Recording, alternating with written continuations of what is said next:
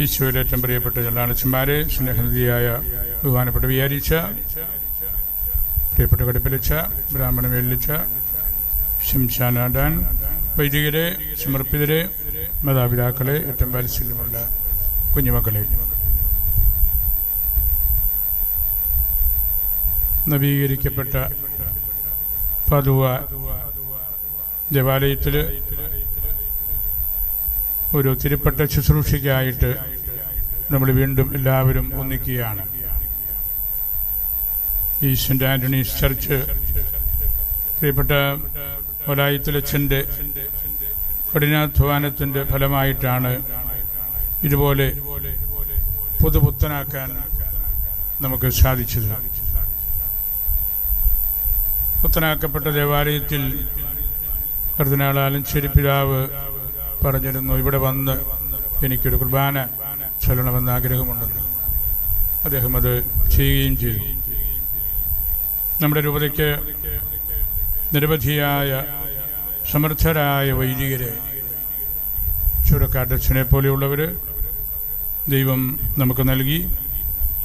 രൂപതയ്ക്ക് വേണ്ടിയുള്ള വൈദികരും മിഷൻ ദേശത്തേക്ക് വേണ്ടിയുള്ള വൈദികരും എല്ലാം ഈ മണ്ണിൽ പിറന്നവരാണ്. പൗരോഹിത്യത്തിൻ്റെ വളക്കൂറുള്ള മണ്ണാണ് പതുവ. എല്ലാ അച്ഛന്മാരും മിടുക്കരായിരുന്നു ഇവിടെ നിന്നുള്ളവർ. അവർ നമ്മളുടെ രൂപതയ്ക്ക് ഒരിക്കലും മറക്കാനാവാത്ത വിധത്തിലുള്ള സംഭാവനകൾ ചെയ്തവരാണ്. പ്രത്യേകിച്ച് ഇവിടെ ഈ അടുത്ത നാളിൽ 2 വൈദികർ, ചുരക്കാട്ടച്ഛനും കക്കാട്ടിലച്ഛനും രൂപതാ കേന്ദ്രത്തിൽ തന്നെ താമസിച്ച് രൂപതയുടെ എല്ലാ കാര്യങ്ങളിലും ഇടപെടുകയും എല്ലാ പ്രശ്നങ്ങൾക്കും പരിഹാരം കാണാനായിട്ട് പ്രാർത്ഥനാപൂർവം അവർ സമീപിക്കുകയും ചെയ്തിരുന്നു. റോയി അച്ഛനും ദീർഘനാൾ വലിയപിതാവിൻ്റെ സെക്രട്ടറിയായിരുന്നു. ഇപ്പോൾ പൗരസ്ത്യ ഓറിയൻ്റൽ ഇൻസ്റ്റിറ്റ്യൂട്ടിലെ കാനൻ ലോയുടെ ഇൻസ്റ്റിറ്റ്യൂട്ടിൻ്റെ ഡയറക്ടറാണ്. ഒരാഴ്ച മുമ്പ് വരെ നമ്മുടെ വൈദിക സമൂഹത്തിൻ്റെ സെക്രട്ടറി ആയിരുന്നു. വലിയൊരു കാനനിസ്റ്റാണ്, സിവിൽ ലോയർ കൂടിയാണ്. നമുക്ക് സമൂഹത്തിലും സഭയിലും ഉണ്ടാകുന്ന പ്രതിസന്ധികൾക്ക് അച്ഛനോട് ബന്ധപ്പെട്ടാൽ നല്ല പരിഹാര മാർഗങ്ങൾ അച്ഛൻ അറിയിക്കും. ഇന്നും ഞാൻ തിരുവസ്ത്രമണിഞ്ഞുകൊണ്ടിരുന്നപ്പോൾ അച്ഛനോട് 1-2 കാര്യങ്ങൾ ചോദിച്ചു. അതിനെല്ലാം അച്ഛൻ കൃത്യമായ ഉത്തരം നൽകുകയുണ്ടായി. അങ്ങനെ നല്ല ഒരു കുടുംബ പശ്ചാത്തലത്തിൽ പിറന്ന കുഞ്ഞാണ് കടുപ്പിൽ ഡാന്. ക്ഷമാച്ചൻ നമ്മളുടെ മൈനർ സെമിനാരിയിൽ പഠിച്ച് ദൈവശാസ്ത്ര പഠനം തീർക്കുന്നതിന് മുമ്പ് ഉള്ള ആദ്യകാല കോഴ്സുകൾ മംഗലപ്പുഴ സെമിനാരിയിൽ ചെയ്ത വ്യക്തിയാണ്. പിന്നീട് അദ്ദേഹം 1 കൊല്ലം രൂപതയുടെ ശുശ്രൂഷകൾക്കായിട്ട് കൂട്ടത്തിൽ കൂടി. അദ്ദേഹത്തെ ദൈവശാസ്ത്രം പഠിക്കാനായിട്ട് ആദ്യം പറഞ്ഞയച്ചത് പോർട്ടുഗലിലേക്കാണ്. നമ്മളുടെ സഭയുടെ നിരവധിയായ രേഖകളും എല്ലാം ഉള്ള സ്ഥലമാണ്. ഞാൻ സെബാസ്റ്റ്യന് ഭാഷകൾ പഠിക്കാൻ വളരെ സമർത്ഥനാണ്. പോർച്ചുഗീസ് പഠിച്ച് നമ്മളുടെ പുരാതന രേഖകളൊക്കെ വായിക്കാനും അടിസ്ഥാനപരമായ ഗ്രന്ഥങ്ങളിലൂടെ യാത്ര ചെയ്ത് കൂടുതൽ മികവ് നേടാനും വേണ്ടിയാണ് അപ്രകാരം ചിന്തിച്ചത്. എന്നാൽ അവിടെ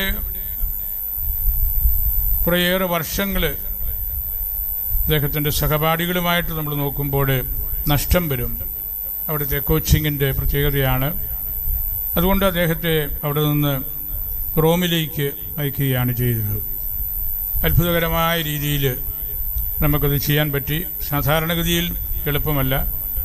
റോമിൽ അദ്ദേഹം ഏറ്റവും കീർത്തികേട്ട കോളേജിൽ മരിയ മാത്ര എക്ലീസിയ എന്ന വലിയ കോളേജിൽ താമസിച്ച് പഠിച്ചു.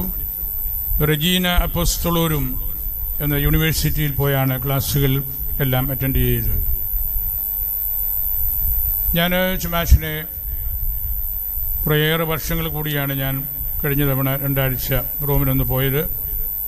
അച്ഛൻ്റെ കോളേജിൽ പോവുകയും അച്ഛൻ്റെ മേലധികാരികളുമായിട്ട് സംസാരിക്കുകയും എല്ലാം ചെയ്തു.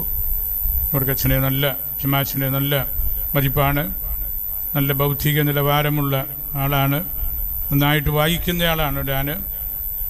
അതെല്ലാം നല്ല കുടുംബത്തിൻ്റെ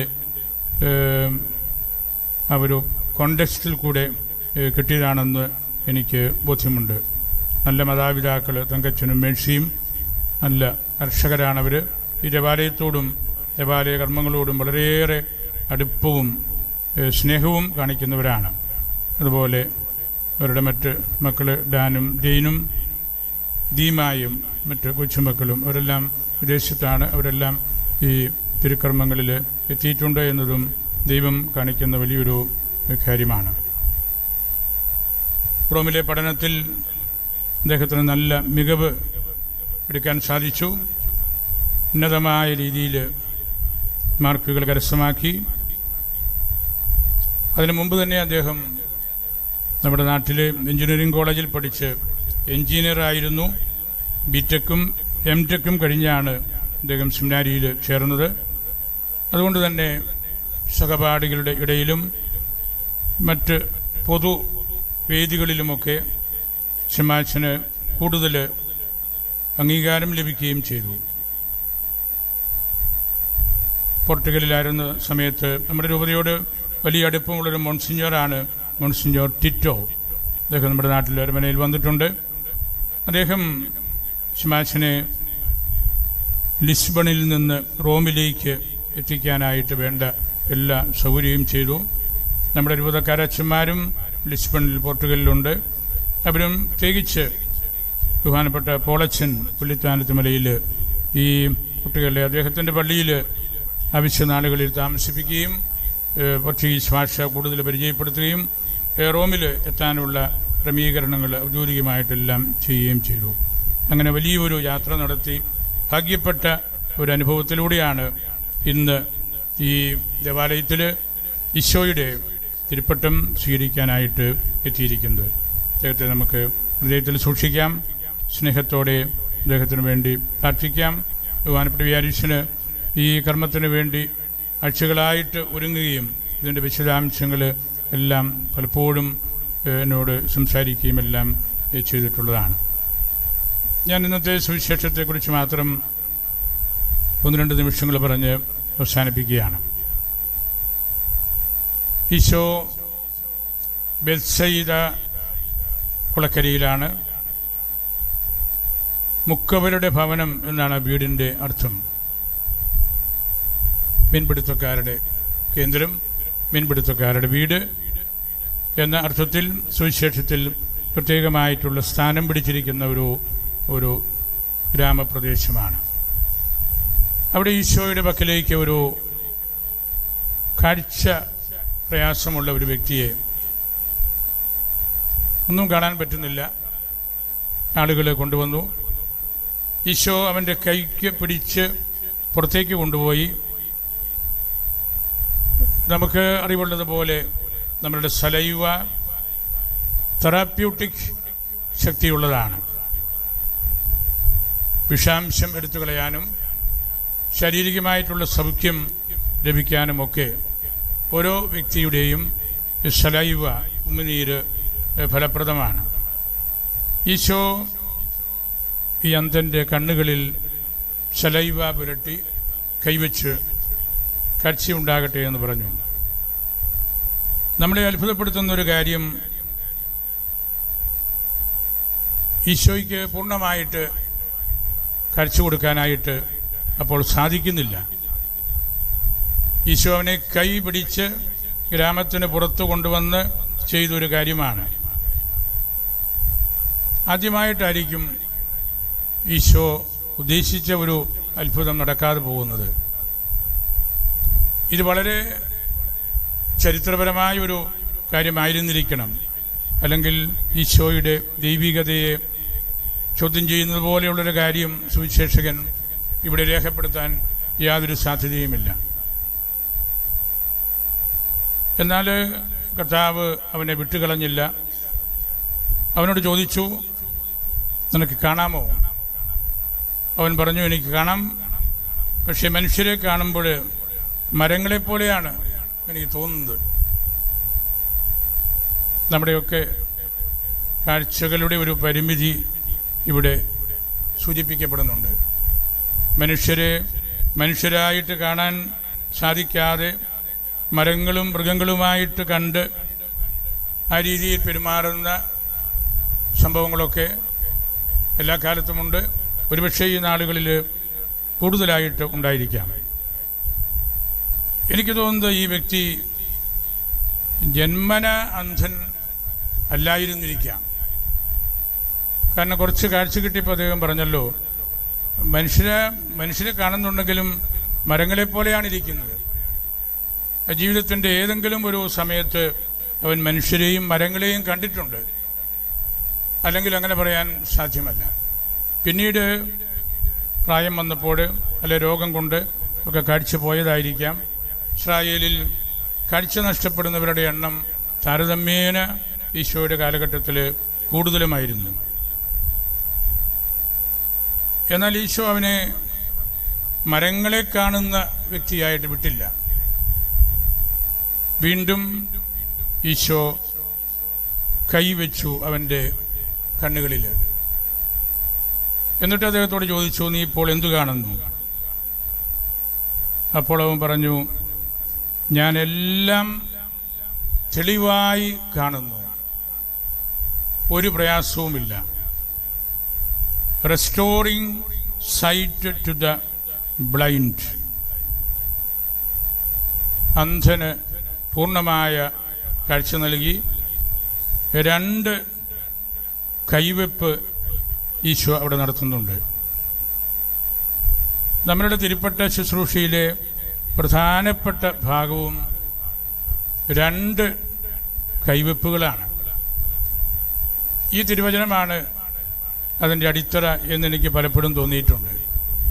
മറ്റു പല സഭകളിലും 1 കൈവെപ്പേ ഉള്ളൂ, ചെറിയ പ്രാർത്ഥനയെ കാണുള്ളൂ. നമ്മുടേത് വളരെ വലിയ 2 കൈവെപ്പ് പ്രാർത്ഥനയാണ്. 1 കഴിയുമ്പോൾ ഒരുപക്ഷെ വ്യക്തിക്ക് ഈശോയെ നന്നായിട്ട് കാണാൻ കഴിവില്ലാത്തതുകൊണ്ടായിരിക്കാം തിരുസഭ അങ്ങനെ രണ്ടാമതും ഒന്നുകൂടെ ദീർഘമായ ഒരു കൈവെപ്പ് പ്രാർത്ഥന.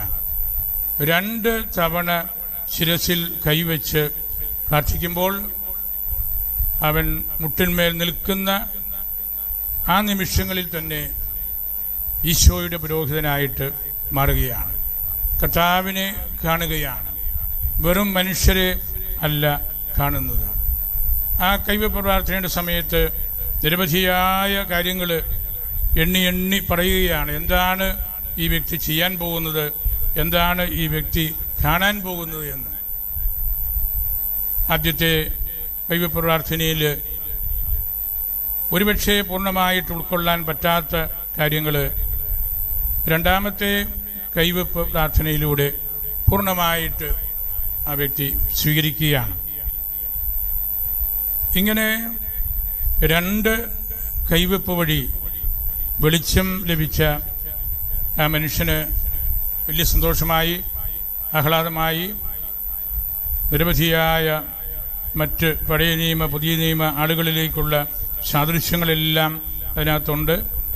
ഈശോ വന്നപ്പോഴും പലരും പറഞ്ഞല്ലോ, നല്ല കാഴ്ചയില്ലാത്തവർ ഇവൻ മാംദാനായെ പോലെയാണ് ഇരിക്കുന്നത്, ഏലിയായെ പോലെയാണ്, അല്ലെ പ്രവാചകന്മാരിൽ ഒരുവനെ പോലെയാണ്. ഇതൊക്കെ വേണ്ട രീതിയിലുള്ള കാഴ്ച, ഉൾക്കാഴ്ച ഇല്ലാതെ പോകുന്നത് കൊണ്ട് പറയുന്ന കാര്യങ്ങളാണ്. എന്നാൽ ഭാഗികമായിട്ട് ശരിയാണ്. അന്തരം പറഞ്ഞല്ലോ, മനുഷ്യനെ കാണുന്നുണ്ട്, പക്ഷേ നോക്കുമ്പം മരത്തിൻ്റെ ഷേപ്പാണ്, ഇളകുന്ന മരത്തിൻ്റെ ഷേപ്പാണ്. ഈശോയെക്കുറിച്ച് കേട്ടു, പക്ഷേ മാംദാനായാണോ, ഏലിയ ആണോ, വേറെ ഏതെങ്കിലും പ്രവാചകനാണോ എന്നൊക്കെയുള്ള സംശയം അങ്ങനെ നിൽക്കുകയാണ്. പക്ഷെ പത്രോസ് പറഞ്ഞല്ലോ, യു ആർ ദ ക്രൈസ്റ്റ്. പത്രോസിനെയും ഈശോ പലതവണ കൈവച്ച് അനുഗ്രഹിച്ചിട്ടുണ്ട്. അതിൻ്റെ ഫലമാണ് യു ആർ ദ ക്രൈസ്റ്റ്. ഒരു ഓർഡിനേഷൻ പൂർണ്ണമായിട്ട് സ്വീകരിച്ച പത്രോസാണ് അത് പറയുന്നത്. അതുപോലെ തന്നെയാണ് തോമാ ശ്ലീഹായും. എൻ്റെ കർത്താവേ, എൻ്റെ ദൈവമേ. പൂർണ്ണമായ കാഴ്ച. എൻ്റെ കർത്താവ് എൻ്റെ ദൈവവും കൂടിയാണെന്ന് ഒരുപക്ഷെ കൂടുതൽ ആഴമുള്ള കാര്യങ്ങളിലേക്ക് ഇറങ്ങി അനുഭവിക്കാനും പറയാനും പ്രഘോഷകനാകാനും ഭാഗ്യവശാൽ നമ്മുടെ ശ്ലീഹായാകാനും ദൈവം നമ്മെ അനുവദിച്ചു. എൻ്റെ കർത്താവ് എൻ്റെ ദൈവവും കൂടിയാണ് എന്നുള്ള ആ ഒരു വലിയ കാഴ്ച. ഈശോ ഇവനോട് ചെറിയ നിർദ്ദേശം കൊടുക്കുന്നുണ്ട്. ആ നിർദ്ദേശം അല്പം കർക്കശ സ്വഭാവത്തോടു കൂടിയുള്ളതാണ്. ഇവരെ ഈ റോമിൽ പഠിക്കുന്ന കാലത്തും രക്ഷൻ നല്ല കർക്കശക്കാരനാണ്. പോർട്ടുഗലിലെ ടിറ്റോ അച്ഛനും മോൺസിഞ്ഞോറും നല്ല കർക്കശക്കാരനാണ്. എനിക്കൊരു ജലദോഷമാണ്, 4 ദിവസം രാവിലെ കിടന്നുറങ്ങാം, കാപ്പുടിക്കാറാകുമ്പോൾ ഏറ്റാൽ മതി എന്ന് പറഞ്ഞാൽ അവർ സമ്മതിക്കില്ല. ജലദോഷമാണെങ്കിലും 1 മണിക്കൂർ പള്ളിയിൽ വന്നിരുന്ന് ധ്യാനിക്കണം, പ്രഭാത പ്രാർത്ഥന ചെല്ലണം, പരിശുദ്ധ കുർബാനയിൽ പങ്കെടുത്ത് കുർബാന സ്വീകരിക്കണം. ഒരു മയവും അവർ കാണിക്കില്ല. അതാണ് കർക്കശത്തോടു കൂടിയ കാര്യങ്ങൾ. നല്ല അടിസ്ഥാനപരമായ വാല്യൂസ് ഈ വലിയ മേജർ സെമിനാരികളിലെ അധ്യാപകർക്കൊക്കെ ഉണ്ട്. ഒരു കുട്ടിയെ അവർ സമഗ്രമായ രീതിയിൽ കാണുകയാണ്. പഠിക്കാനും പ്രാർത്ഥിക്കാനും പണിയാനും മറ്റുള്ളവരോട് ബന്ധപ്പെടാനും ഒക്കെയുള്ള എല്ലാ കഴിവുകളും. ഒരു കുഞ്ഞിൻ്റെ റിപ്പോർട്ട് അവർ തരുന്നത് വളരെ ഡിസ്ക്രിപ്റ്റീവായിട്ടുള്ള കാര്യങ്ങളാണ്. ആ വ്യക്തിയെ നമ്മൾ കൂട്ടത്തിൽ കൊണ്ടു നടന്ന് മൈനർ സെമിനാരിയിലും റിജൻസി കാലത്തും എല്ലാം കണ്ട് മനസ്സിലാക്കിയ ആളിനെ അത് നമ്മളെന്ത് മനസ്സിലാക്കി വെച്ചോ അതുപോലെ റോമിലും പോർട്ടുഗലിലുമൊക്കെ ഇരിക്കുന്ന ഒരാളിന് മനസ്സിലാക്കാൻ പറ്റുന്നു എന്നത് അത്ഭുതകരമായ കാര്യമാണ്. അങ്ങനെ ഈശോയും ഇവിടെ ഒരു കർക്കശ്യം പറയുന്നുണ്ട്. നിന്റെ ഗ്രാമത്തിലേക്ക് പോകരുത്, നിന്റെ പട്ടണത്തിലേക്ക് പോകരുത്. അവിടെ കർത്താവ് അങ്ങനെ പറഞ്ഞത് ഞാൻ കരുതുന്നത് ഗ്രാമങ്ങളിലേക്ക് പോകുമ്പോഴാണ് പലപ്പോഴും നമ്മുടെ വീക്ഷണങ്ങൾ മാറിപ്പോകുന്നത്. നമ്മളുടെ ഒട്ടുമിക്ക സ്ഥലങ്ങളിലും അനാവശ്യമായ ഗ്രാമക്കൂട്ടങ്ങൾ, പട്ടണക്കൂട്ടങ്ങൾ എല്ലാം ഉണ്ട്. നമ്മളത് രാവിലെ കുർബാനയ്ക്കൊക്കെ വണ്ടിയിൽ പോകുമ്പോൾ കാണാം. എല്ലാ ചായക്കടകളിലും നമ്മുടെ ചേട്ടന്മാരുണ്ട്. ഒരു പത്രവും എടുത്ത് കൈപ്പിടിച്ച് ചുമ്മാ മറ്റുള്ളവരോട് കുറ്റം പറയുകയാണ്. അതാണ് കർത്താവ് ഇവിടെ ഉദ്ദേശിച്ചത്. സന്ധിയിലും അതുപോലെ തന്നെ അനാവശ്യമായ കാര്യങ്ങൾക്ക് വേണ്ടിയെല്ലാം മുതിർന്നവരും യൂത്തും ഒക്കെ പുറത്തു പോകുന്നുണ്ട്.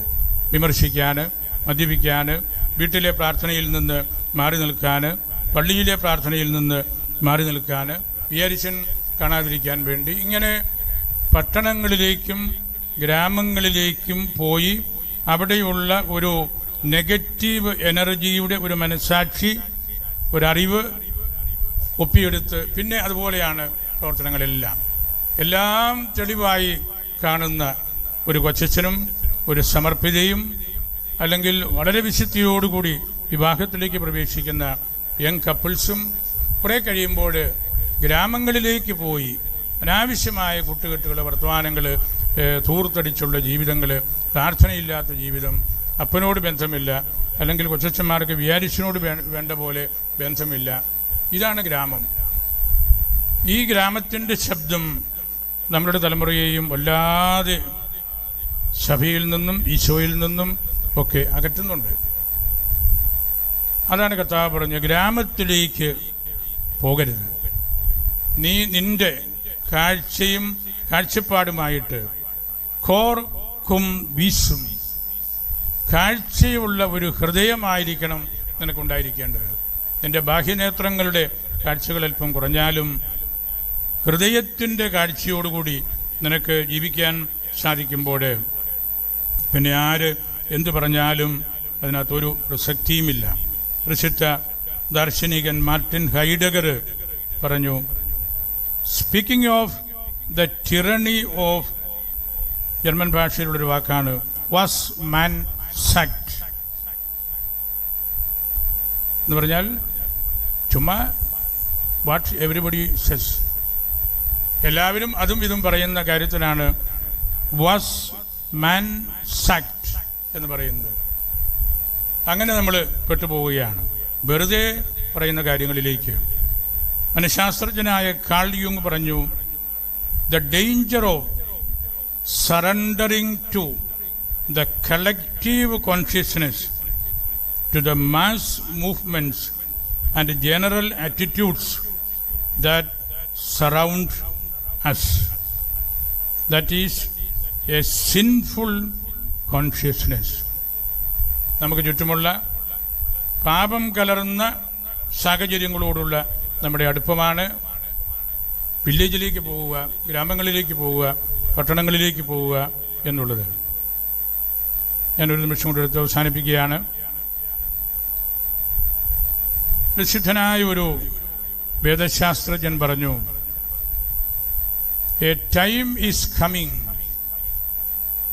When people will go mad, and when they see someone who is not mad, they will attack him, saying, you are mad because you are not like us.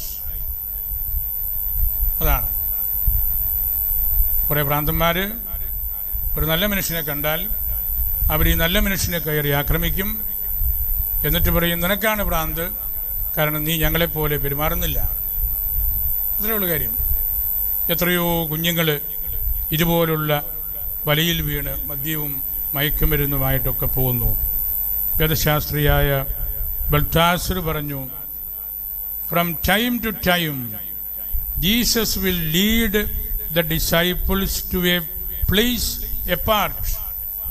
ഗ്രാമത്തിൽ നിന്ന് മാറ്റിക്കൊണ്ടുപോകും.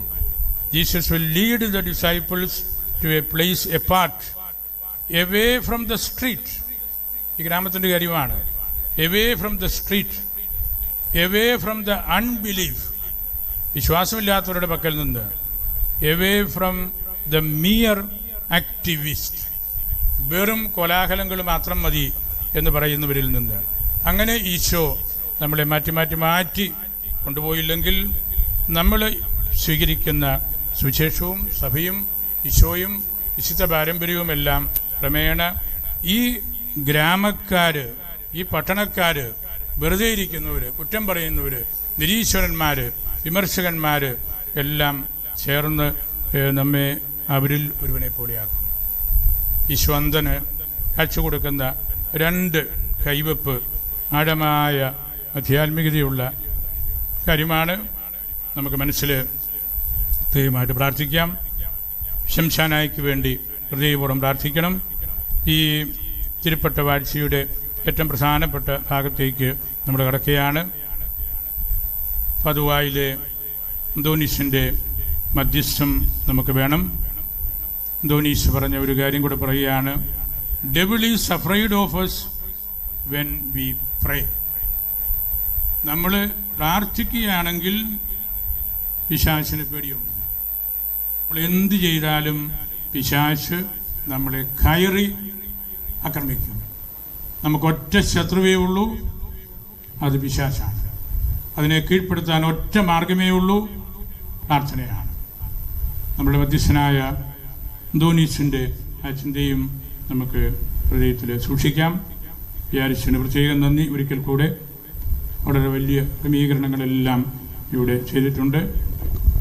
ശമാശനും മാതാപിതാക്കൾക്കും നമ്മുടെ പ്രിയങ്കരനായ പഠിപ്പിലച്ചനും എല്ലാം ഒരിക്കൽ കൂടെ സ്നേഹവും നന്ദിയും അറിയിക്കുന്നു. അവരുടെ ശുശ്രൂഷകൾ രൂപതാ കേന്ദ്രത്തിലും എല്ലാം അവർ ചെയ്യുന്ന മറ്റു വലിയ കാര്യങ്ങൾക്കിടയിലും എല്ലാ ദിവസവും എന്ന് പറഞ്ഞ പോലെയുണ്ട്. ശമാശന് മാസം എഞ്ചിനീയറിംഗ് കോളേജിലാണ് ഡീക്കൻ മിനിസ്ട്രി നടത്തിയത്. അദ്ദേഹം എഞ്ചിനീയറാണല്ലോ. അപ്പോൾ ഞാൻ വിചാരിച്ചെന്നാൽ എഞ്ചിനീയറിംഗ് കോളേജിൽ തന്നെ പോയി ഒരു പ്രാക്ടീസ് എടുക്കട്ടെ എന്ന് കരുതിയാണ് ഏതാനും മാസങ്ങൾ മറ്റു ചമാച്ചന്മാരെ നല്ല വിചാരിച്ചന്മാരുടെ അടുത്തേക്ക് വിടുന്നത് പോലെ ഡാനിനെ എഞ്ചിനീയറിംഗ് കോളേജിലേക്ക് തന്നെ വിട്ടത് അദ്ദേഹത്തിൻ്റെ പഠിപ്പും മികവും എല്ലാം കണ്ടാണ്. ഈശോ നമ്മെ അനുഗ്രഹിക്കട്ടെ.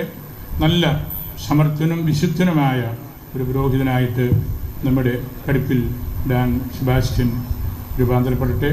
നമ്മൾ പ്രാർത്ഥനയിലേക്ക് പ്രവേശിക്കുമ്പോൾ എല്ലാവരും ഹൃദയത്തിൽ ആ പ്രാർത്ഥനയിൽ പങ്കുചേരണം.